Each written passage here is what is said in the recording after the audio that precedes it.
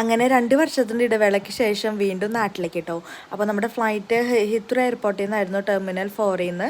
അപ്പോൾ നല്ല അടിപൊളി എയർപോർട്ടാണ് കേട്ടോ. ഡ്യൂട്ടി ഫ്രീ ഷോപ്പൊക്കെ ഉണ്ടായിരുന്നു. നമ്മൾ ചുമ്മാ അവിടെ ഒക്കെ ഒന്ന് കയറി ഇറങ്ങിയൊക്കെ ഒന്ന് നടന്ന് കണ്ടു.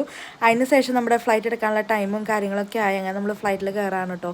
എൻ്റെ ഫസ്റ്റ് എക്സ്പീരിയൻസ് ആണ് എത്തിഹാഡ് ഫ്ലൈറ്റിൽ. ഞാൻ എയർ ഇന്ത്യ, ഇൻഡിഗോയിലൊക്കെ കയറിയിട്ടുണ്ട്.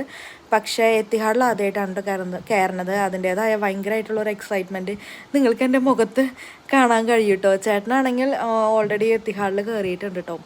അപ്പോൾ അങ്ങനെ ഞാൻ ഉള്ളിലേക്ക് കയറാൻ കേട്ടോ. കയറിയപ്പോൾ തന്നെ എൻ്റെ കണ്ണ് തള്ളി. എൻ്റെ പൊന്നെ, അടിപൊളി, നല്ല വലിയൊരു ഫ്ലൈറ്റ് എന്ന് പറയാം. അടിപൊളി വലിയൊരു ഫ്ലൈറ്റ്, നല്ല ലെഗ് സ്പേസും കാര്യങ്ങളൊക്കെ ഉണ്ടായിരുന്നു. അപ്പോൾ ചേട്ടനായിരുന്നു വിൻഡോ സീറ്റ്, എനിക്ക് വിൻഡോ സീറ്റ് അല്ലായിരുന്നു, എനിക്ക് മിഡിൽ സീറ്റായിരുന്നു. പക്ഷേ ഞാൻ വിൻഡോ സീറ്റിൽ കയറി അങ്ങോട്ട് ഇരുന്നു കേട്ടോ.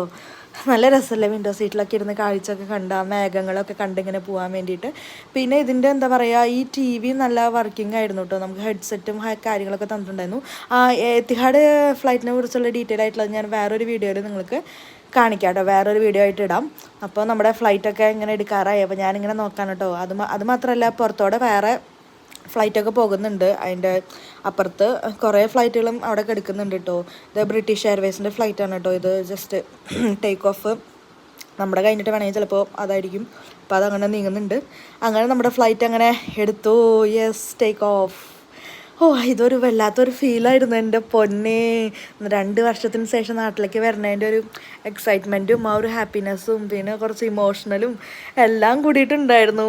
അങ്ങനെ കുറച്ച് നേരം ഇനി നമ്മൾ എയറിൽ ഒരു 6-7 മണിക്കൂർ ഇനി എയറിലാണ്.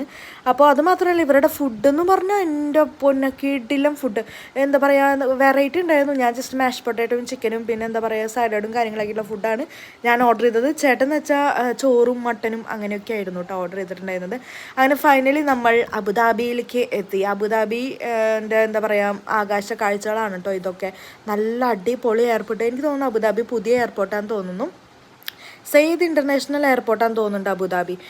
എന്തൊന്നും പറയുക, കിഡിലൻ എയർപോർട്ട്, ഡ്യൂട്ടി ഫ്രീ ഷോപ്പും കാര്യങ്ങളൊക്കെ ഉണ്ട് ഇവിടെ. കിഡിലെന്ന് പറഞ്ഞാൽ അടിപൊളി എന്ന് പറഞ്ഞാൽ അടിപൊളി.